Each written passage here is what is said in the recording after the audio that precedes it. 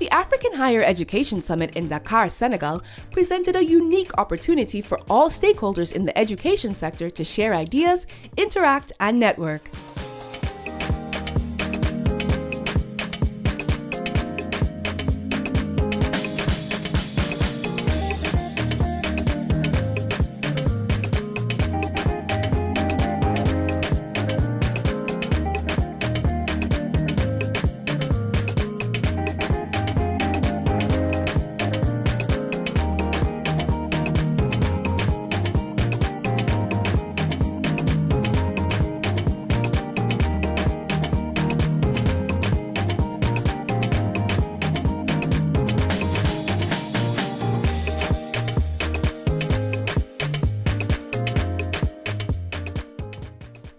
The summit opened with inspiring and challenging speeches from AU chairperson Madame Lamine Zuma and President of Senegal, Macky Sall.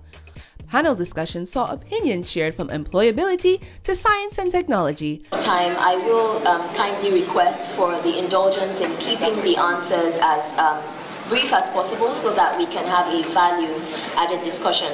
So for the first 45 minutes, we will be discussing an overview. We will talk about current interventions in the area, and then we will talk about some of the gaps that we have noticed with graduate employability. We will leave the last 15 minutes to talk about policies, develop some solutions so that we have a very practical discussion. So that's really the message I wanted to give you. It reminds me of another quote from a book by a very famous mathematician, Andre Bay. It's about a judge. The judge says to the prisoner, well, it's your duty to be brief. And the prisoner answers, it is my duty to be clear. We do not have a lot of time left in Africa to fix our problems. We have to think clearly. We have to pick the initiatives that will work. And that's the measure that I can leave here. Thank you. Sessions were interactive and highly engaging, and the delegates got into it. I happen to be in the humanities, but I'm not standing to make a case for the humanities. I know that it's important for us to place emphasis on science and technology, the mathematical sciences. But I think it will be a mistake if we don't take a close look at the curriculum for each of these areas. I put a bit of humanity in those curriculums. Otherwise, we will continue to produce engineers, medical officers who will go and service other people. We failed to provide them the necessary educational foundation. We failed to counsel them on the choices that they had at the time they started their education.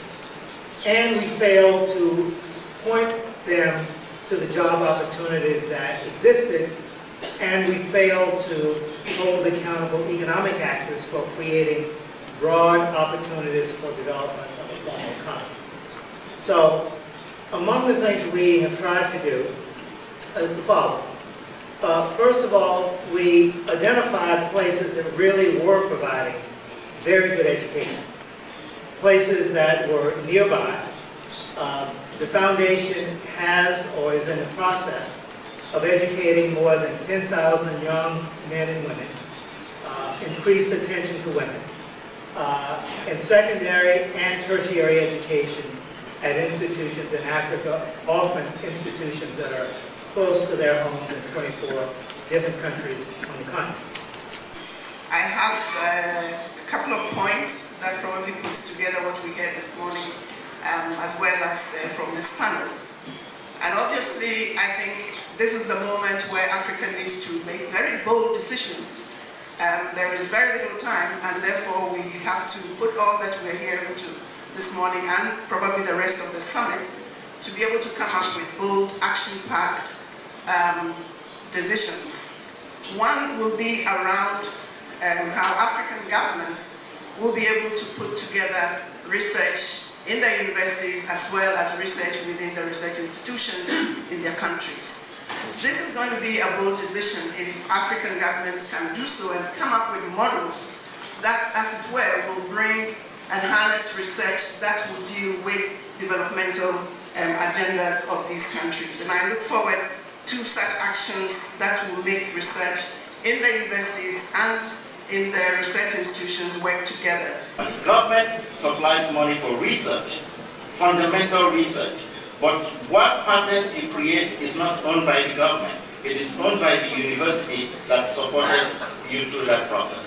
When that patent is sold, or if it comes into product, the university actually makes some money back. So there are ways of generating money, and that's one of the things I really want to emphasize here. We don't need to depend on government to do everything. We have to really depend on them. Yeah, fundamental research, but having a partnership of industry, city, and government, I think is a way to really make this work.